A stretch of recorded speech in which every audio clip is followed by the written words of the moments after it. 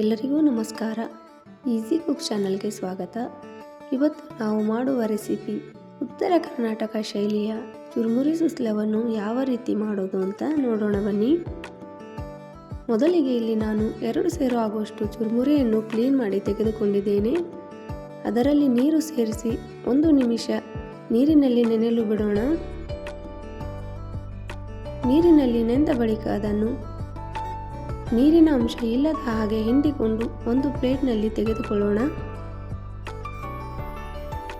ನಂತರ ಒಲೆಯನ್ನು ಹಚ್ಚಿ ಅದರ ಮೇಲೆ ಒಂದು ಪಾತ್ರೆ ಇಟ್ಟು ಪಾತ್ರೆ ಕಾಯ್ದ ನಂತರ 4 ರಿಂದ 5 ಟೇಬಲ್ ಸ್ಪೂನ್ ಎಣ್ಣೆಯನ್ನು ಹಾಕಿ ಅದಕ್ಕೆ ಅರ್ಧ ಟೀ ಸ್ಪೂನ್ ಸಾಸಿವೆ, ಅರ್ಧ ಟೀ ಸ್ಪೂನ್ ಜೀರಿಗೆ ಹಾಕಿ ಜೀರಿಗೆ ಸಾಸಿವೆ ಚಟಪಟ ಅಂತ ಚಿಡಿದ ಮೇಲೆ ಅದಕ್ಕೆ ಶೇಂಗಾ ಕಾಳುಗಳನ್ನು ಹಾಕಿ ಕಂದು ಬಣ್ಣ ಬರುವವರೆಗೆ ಫ್ರೈ ಮಾಡಿಕೊಳ್ಳಿ.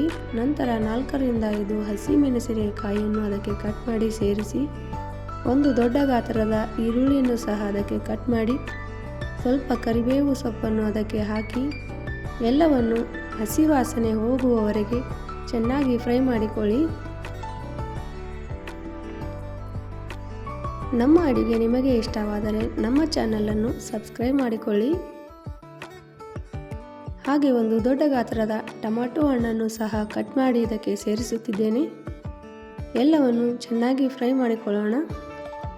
ಸ್ವಲ್ಪ ಕೊತ್ತಂಬರಿ ಸೊಪ್ಪನ್ನು ಸಹ ಅದಕ್ಕೆ ಕಟ್ ಮಾಡಿ ಸೇರಿಸುತ್ತಿದ್ದೇನೆ. ಅರ್ಧ ಟೀ ಸ್ಪೂನ್ ಆಗುವಷ್ಟು ಅರಿಶಿಣ ಪುಡಿಯನ್ನು ಇದಕ್ಕೆ ಸೇರಿಸಿ ಎಲ್ಲ ಕಡೆಯೂ ಮಿಕ್ಸ್ ಮಾಡಿಕೊಳ್ಳುತ್ತಿದ್ದೇನೆ. ನಂತರ ನೀರಿನಲ್ಲಿ ನೆನೆಸಿರುವ ಚುರುಮುರಿಯನ್ನು ಒಗ್ಗರಣೆ ಮಿಶ್ರಣಕ್ಕೆ ಸೇರಿಸಿ ರುಚಿಗೆ ತಕ್ಕಷ್ಟು ಉಪ್ಪು ಹಾಗೆ ಅರ್ಧ ಟೀ ಸ್ಪೂನ್ ಸಕ್ಕರೆಯನ್ನು ಇದಕ್ಕೆ ಸೇರಿಸಿ ಒಗ್ಗರಣೆ ಮಿಶ್ರಣವನ್ನು ಎಲ್ಲ ಕಡೆಯೂ ಹೊಂದಿಕೊಳ್ಳೋ ಹಾಗೆ ಮಿಕ್ಸ್ ಮಾಡಿಕೊಳ್ಳುತ್ತಿದ್ದೇನೆ.